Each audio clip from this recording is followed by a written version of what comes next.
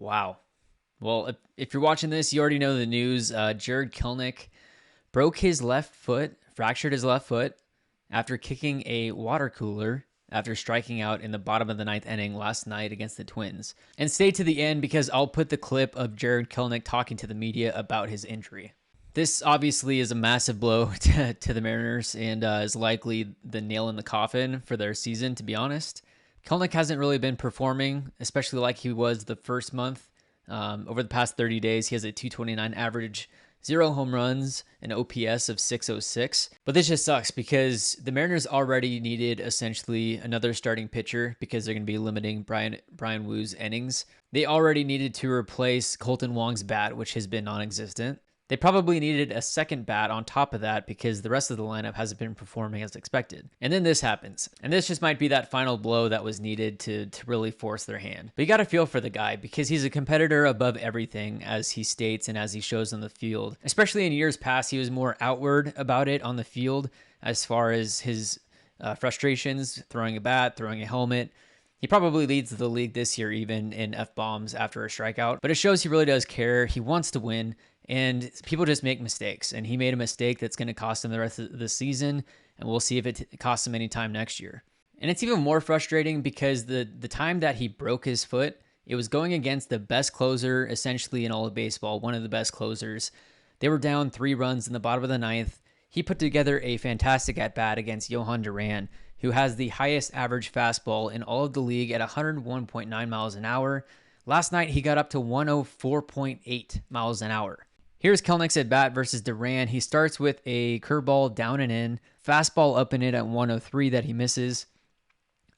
Misses again at 104 on the inner paint. 103 away, he fouls off. 104 he's able to get a hold of on the outside corner. Great eye there, 89 mile an hour curveball inside. Fouls off 104 again. Chops off a curveball at 89. And then Duran just paints this 90 mile an hour slider or curveball, whatever that was, for strike 3. Kelenic didn't look all that upset about it at that point. So after this news, Cade Marlow was called up from AAA Tacoma. As you can see here, Cade Marlow has a 255 batting average, 332 on base, an OPS of 793. And this was a name that was thrown around as being one of the next call-ups anyway.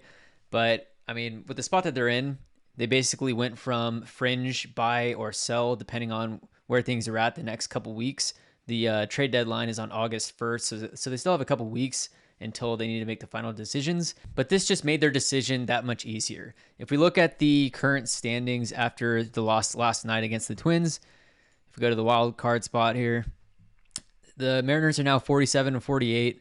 They're 5-5 their last 5 games. Heading into the All-Star break, they were 7-3, but then they've come out against the Twins and also the Tigers and have not performed all that great. They're currently 5.5 games back from that third wild card spot, so there is still a chance, but it's really a long shot at this point. And this makes a frustrating season just that much more frustrating. If you go to Fangraphs here, the Seattle Mariners have the 3rd best pitching staff in all of baseball. So the pitching staff as a whole, the starting rotation, the bullpen, they've all pulled their weight. But then you go up here and you select batting.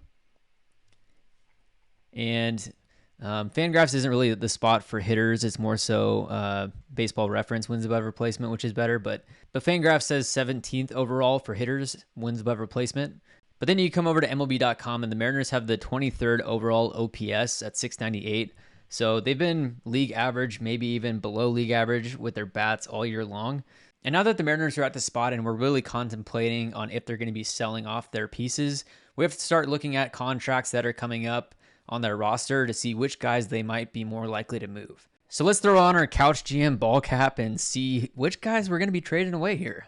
So this site here shows all the current contracts for the Mariners. It's sorted currently by the length of contract. So of course, Julio's up at the top. Obviously, Julio is not going anywhere. Robbie Ray is not going anywhere. Luis Castillo is not going anywhere. Eugenio Suarez might be one of those guys. They have him under contract this year, next year, and then there's a club option. That's why it shows free agent in 26. But likely the Mariners would not pick up his final year of club option, so he most likely would become a free agent after next year's season. JP Crawford becomes a free agent after 2026. Marco Gonzalez, he's a free agent after the 2025 season. He's currently injured, has minimal trade value. I doubt that they would be able to move him at this point.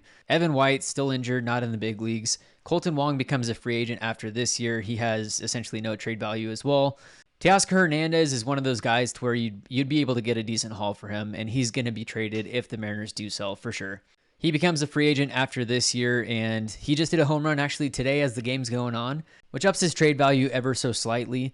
But Teo has been right around a league average bat. As of today, before that home run, he has a 99 OPS plus, which is right at league average. Dylan Moore becomes a free agent after 2025. I doubt that they would really be able to get much for him. Andres Munoz is locked down for a while, thankfully. AJ Pollock becomes a free agent after this year. And AJ Pollock has been one of those guys where, I mean, his OPS plus right now is like in the 50s. So he's been half of what the average league hitter has produced. And he's one of those guys that has been talked about as potentially being DFA'd, so I doubt they would be able to get anything for him. Paul Sewald likely would be moved at this point. He becomes a free agent after the 2024 season. He has been a solid arm for the Mariners since coming over to Seattle. It would be tough to see him leave, but at the same time, that might be one of the people that has moved. Ty France becomes a free agent after 2025. If he were to be moved, then it would be in a bigger deal. And then Tom Murphy becomes a free agent after this year, so he would be moved if they could get anything for him.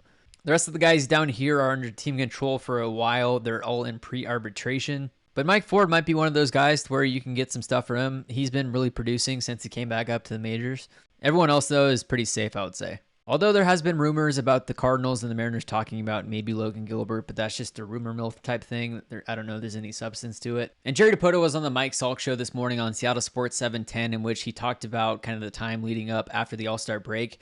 I don't know if the news had broke yet that Kelenic had broke his foot because they did not discuss it at all. I assume that the news hadn't broke yet. But he was talking about how they're kind of at that point to where they're looking if they need to try and add for 2023 or if they need to look beyond and really start to help 2024. Because as he said, the team really just has been essentially average, 500, basically win 2 and lose 2 the entire season. They haven't been many games over 500. They haven't been many games under 500. So they've basically been the definition of mediocre all year. So let me know your thoughts in the comments below. Maybe express your frustrations a little bit on what's going on with the Mariners. Start throwing out your trade ideas. Who should they trade away? Who should they trade for? I'd love to hear your thoughts. Thank you for watching. Make sure to like and subscribe for more baseball content, and we'll see you next time. Well, we talked to Skip, and we know what happened. Did you know right away that something was wrong? Yeah.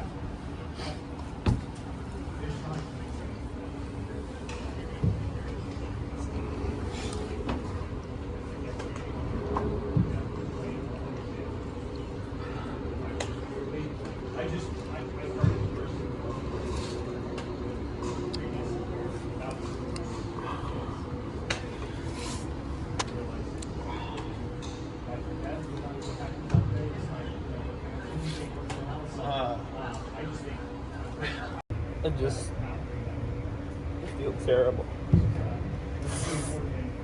especially for the guys.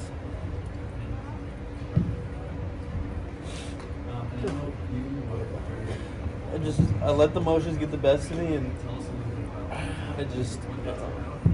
I let them down, and take full responsibility for it. It's on me. It just can't happen. Yeah, I let the emotions get the best of me there.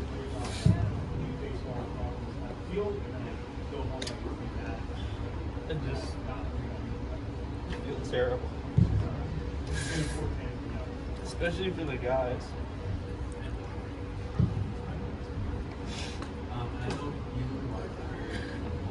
I let the emotions get the best of me, and I let them down, and take full responsibility for it. It's on me. It just can't happen.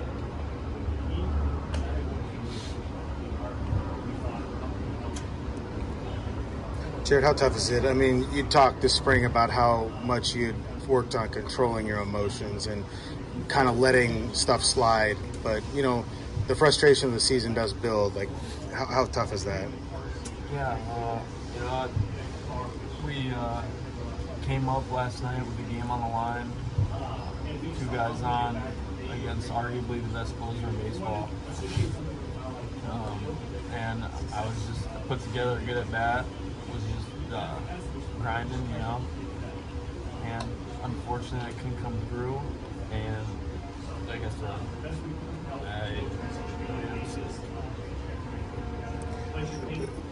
The overall, Jared, I think obviously letting your teammates down and like not getting to play. I mean, you love to play, and you're gonna have to sit down for a while. I mean, how tough is that too? It seemed like you would started to kind of find something again with your swing. Yeah, I mean, I think that's the biggest thing is that I like